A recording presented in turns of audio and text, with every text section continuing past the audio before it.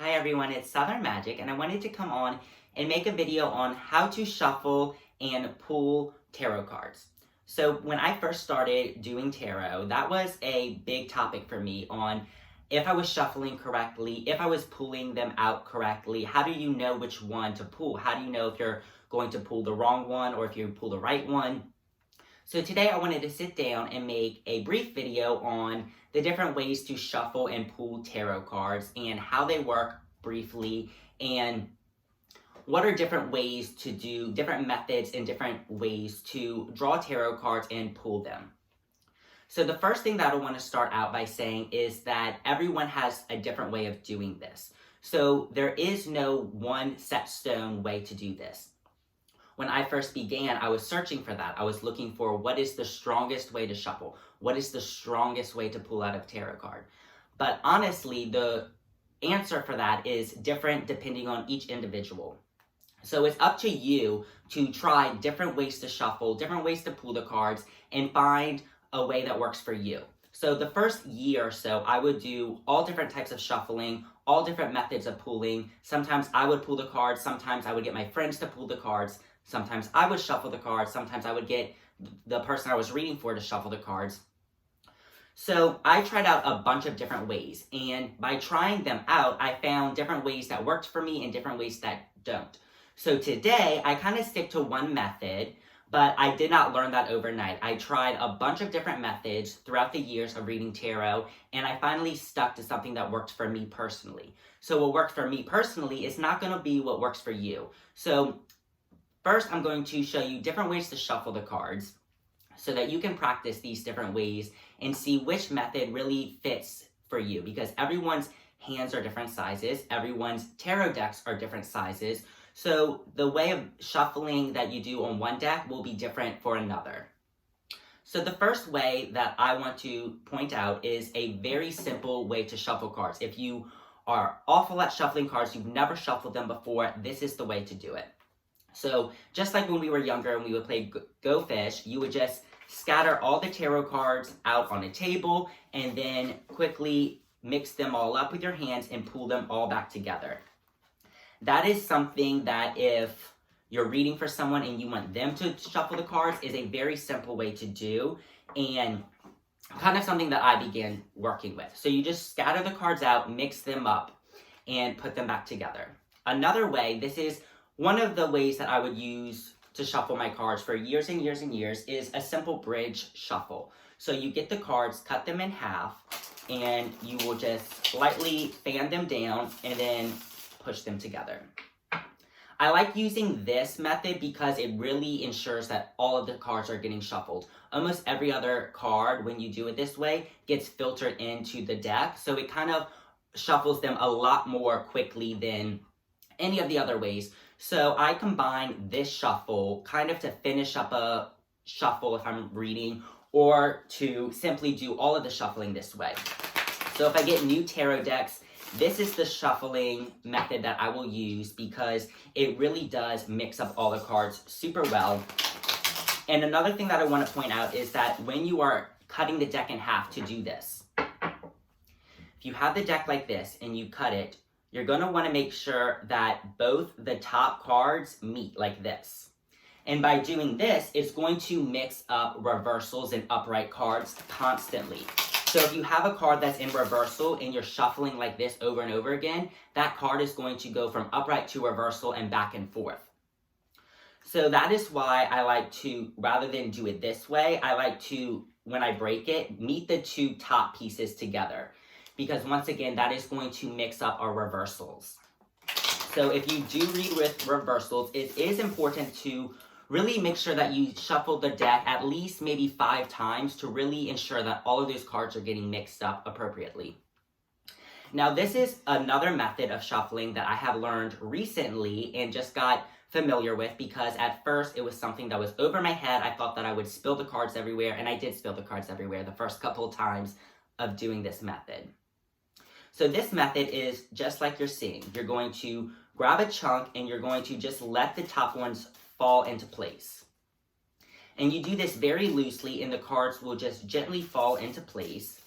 This is a shuffling that I like to do if I am just sitting around the house and want to connect to one of my tarot decks. I will sit and as I'm watching TV, just shuffle them like you're seeing now.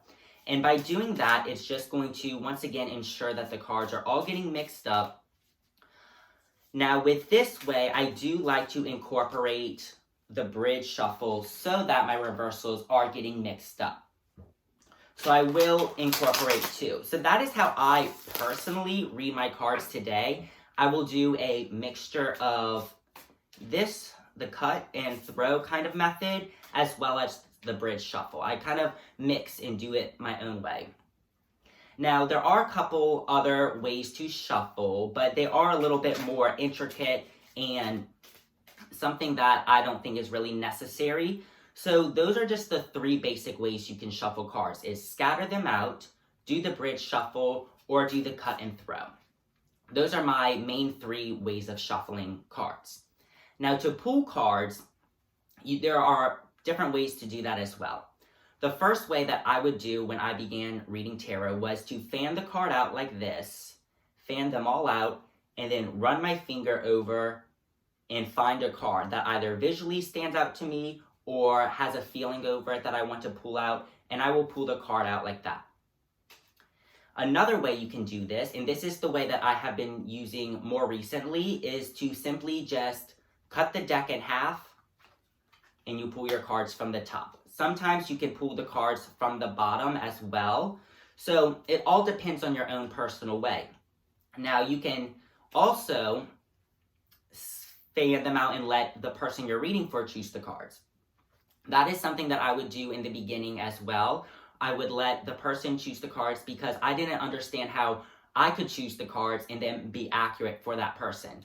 Now, after years of studying and practicing this, I am fully confident and faithful in my ability to pull cards for my clients. Now, this is something that is gained with experience of working and doing the tarot cards. This is not something that you just jump right into. You need to build that trust with the tarot cards. So when you get a tarot deck, you're going to want to do these different methods and see the accuracy and really build that trust with them. Because the tarot cards in and of themselves do not do necessarily anything. It's really our faith and our belief in the power of the energy of the cards to be accurate and pull them. So even if I pull it one way, you don't want to ever second guess yourself. You don't want to ever second guess your choice in the cards. So if you pull a card and then you're like, I don't know if I should have pulled that, you should have. Because if you pulled it, it's for a reason. So always go with your first gut instinct. So if you are traditionally someone who cuts the deck in half and pulls the card, if one day you're shuffling and one card just stands out to you, you can pull that card. You don't have to stick to a rigid formula or a one-way method of shuffling and pulling cards. Some people want their clients to pull the cards. So you could do the same thing. You could fan it out and let your client choose the card. Sometimes I will let my clients just simply cut the deck in half for me and hand it back and I will pull the cards. You can also let your clients shuffle your cards.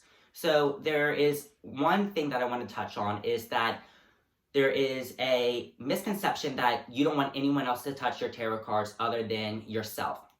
It doesn't necessarily matter if other people touch the cards because once again, it is not the physical cards, but the reader and the reader's ability to connect to spirit and connect to the energies to read these cards. So I keep repeating this, but it is very important that you find your own method of doing this.